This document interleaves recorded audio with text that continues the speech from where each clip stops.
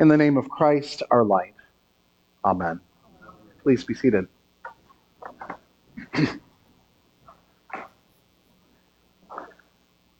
A few years ago, Michael and I went to see a sort of avant-garde show in the city called Ghost Quartet. It was written by one of our favorite musical theater composers.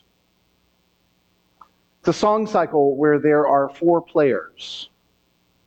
These 4 do all of the acting, singing, and even all of the orchestrations for the entire show. There's only sort of vague storyline, but it traverses through time and through a series of metaphysically connected but loosely defined characters. They seem to have the shadow of a recognition of one another, maybe the shadow of a memory or the shadow of a premonition. As each character winds their way through these shared and similar experiences, the songs are sometimes funny, sometimes a little scary, very often pensive. The show plays without intermission but across 4 acts. As it progresses, the tension builds but intersperses occasional levity. Nearing its climax, at one point, one of the players calls out rather directly, "Lights out." And suddenly every light in the theater is off.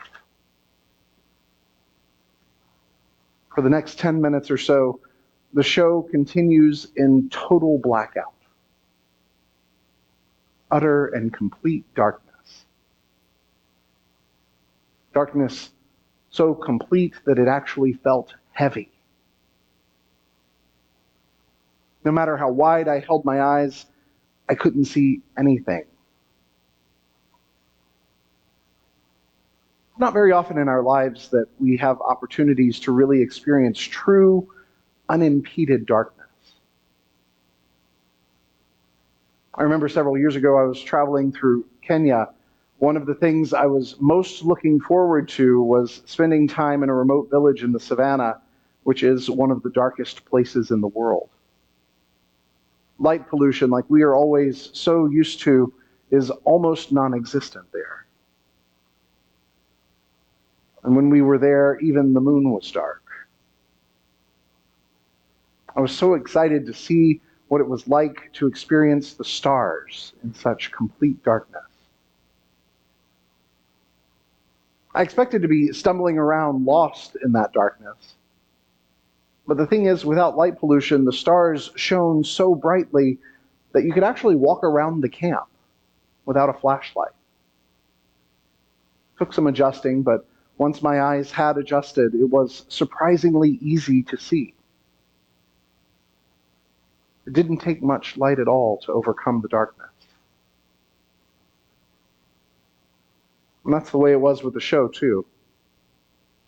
After those 10 minutes of complete darkness, we had settled into it, become comfortable in it. The heaviness became like a sort of comfortable blanket. But then, despite the suddenness with which the light went away, the light began to return so slowly and so gradually that it was almost imperceptible. At first I wondered if it was really there or if my mind was just filling in the gaps. Till it came up a bit more and I began to really believe what I was experiencing.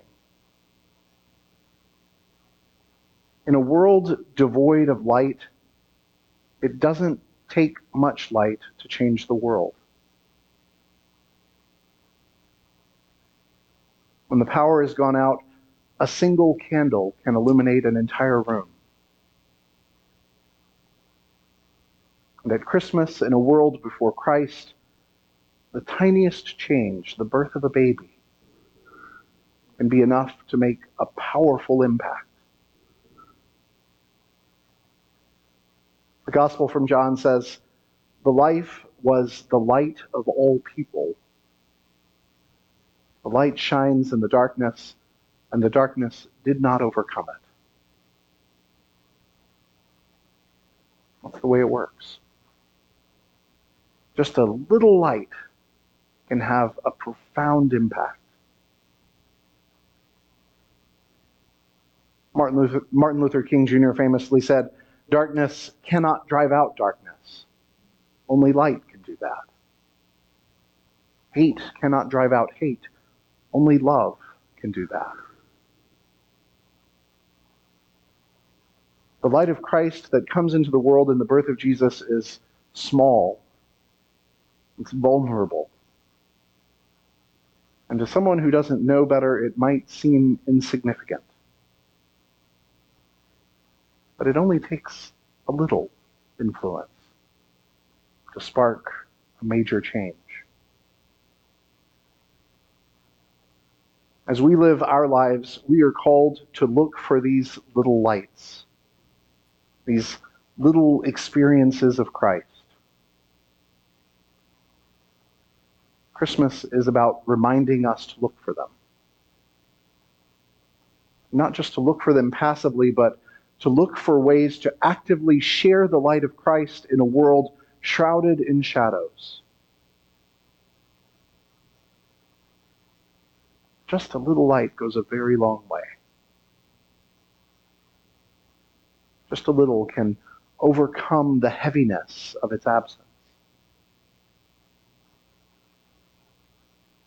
Christmas teaches us that it doesn't take much to mean a lot.